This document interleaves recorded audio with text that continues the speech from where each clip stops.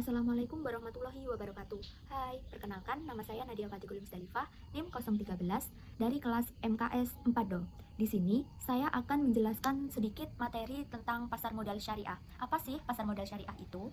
Pasar modal syariah yaitu sarana investasi yang berlandaskan prinsip Islam, berbeda dengan pasar modal konvensional yang berorientasi keuntungan finansial semata. Pasar modal syariah memiliki prinsip menghindari riba, ketidakjelasan, spekulasi, manipulasi, dan praktik lain yang bertentangan dengan syariah. Perkembangannya di Indonesia menunjukkan tren positif sejak diluncurkan resmi tahun 2003, didukung regulasi yang ada. Prinsip dasarnya yaitu keadilan, transparansi, dan kepatuhan hukum Islam. Pelaku pasar modal syariah meliputi OJK sebagai pengawas, Bursa Efek sebagai penyelenggara, emiten yaitu perusahaan yang perlu modal, serta berbagai lembaga dan profesi penunjang. Dan yang selanjutnya, instrumen dari pasar modal yaitu saham syariah. Saham syariah adalah bukti kepemilikan perusahaan yang beroperasi sesuai prinsip syariah. Berbeda dengan saham konvensional, dasar hukumnya adalah Fatwa DSN MUI nomor 80 tahun 2011. Transaksinya menggunakan akad baik al-musawwamah di Bursa Efek Indonesia. Kriteria dari saham syariah meliputi kegiatan usaha yang halal, rasio utang berbasis riba tidak lebih dari 45%, dan pendapatan non-halal tidak lebih dari 10%. Keuntungan berasal dari capital gain dan dividen. Selain saham, pasar modal juga memiliki instrumen seperti suku dan reksadana syariah. Suku atau obligasi syariah yaitu alternatif investasi syariah di pasar modal.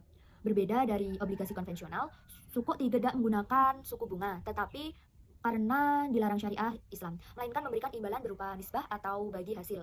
Suku negara atau SBSN yaitu surat berharga negara yang diterbitkan berdasarkan prinsip syariah sebagai bukti kepemilikan aset SBSN. Jenis dari SBSN ada 4, yaitu ijarah, mudorobah, musyarakah, dan istisna. Penerbitan suku berkaitan dengan peringkat kredit, tingkatan keuntungan, dan harga. Meskipun ada akad jual beli, kepemilikan aset suku dan investor bersifat sementara. Diharapkan investasi pada suku tidak hanya berfokus pada keuntungan, tetapi juga untuk menjaga nilai-nilai syariah. Instrumen pasar modal selanjutnya yaitu reksadana, yaitu investasi kolektif sesuai prinsip syariah, dikelola oleh manajer investasi dan dananya dialokasikan ke pasar, ke saham atau obligasi.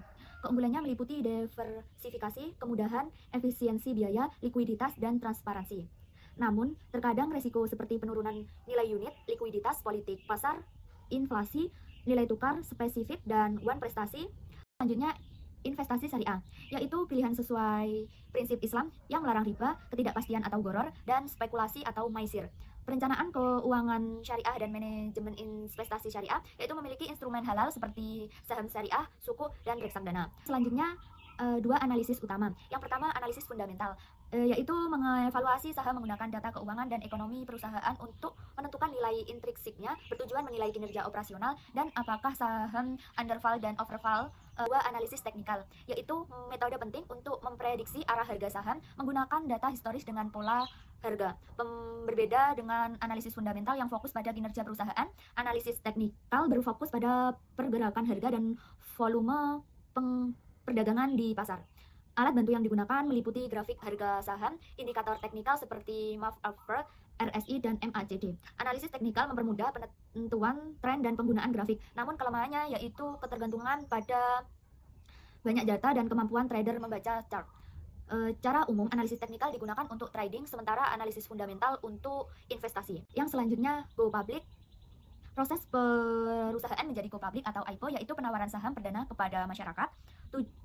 Ini adalah strategi untuk pertumbuhan berkelanjutan dan penguatan modal. Tujuan go public meliputi perolehan modal baru, likuiditas saham bagi pemilik lama, mengetahui nilai pasar, meningkatkan citra, dan memperluas akses pembiayaan. Tantangan yang tersebut berbagi kepemilikan, kepatuhan regulasi, dan menjaga hubungan dengan investor. Prosesnya meliputi persiapan internal, pengajuan ke BEI dan OJK, serta penawaran umum setelah tercatat saham dikelompokkan di pasar utama atau pasar pengembangan BIE. Yang selanjutnya, pasar modal adalah fondasi sistem keuangan global, tempat atau efek di perdagangan sebagai instrumen pengumpulan dana bagi perusahaan dan investasi bagi investor. Efek utama meliputi saham atau kepemilikan dan dividen, dan obligasi atau bunga dan pokok. Jenis efek lainnya termasuk reksadana, ETF, DIRE, dan derivatif. Perdagangan melibatkan investor, broker, bursa efek, dan lembaga clearing yang beroperasional di pasar reguler, negosiasi, dan tunai. Investasi harus memiliki rekening efek, rekening dana nasabah atau RDN, dan SID untuk bertransaksi. Itulah tadi penjelasan dari saya. Semoga bermanfaat. Wassalamualaikum warahmatullahi wabarakatuh.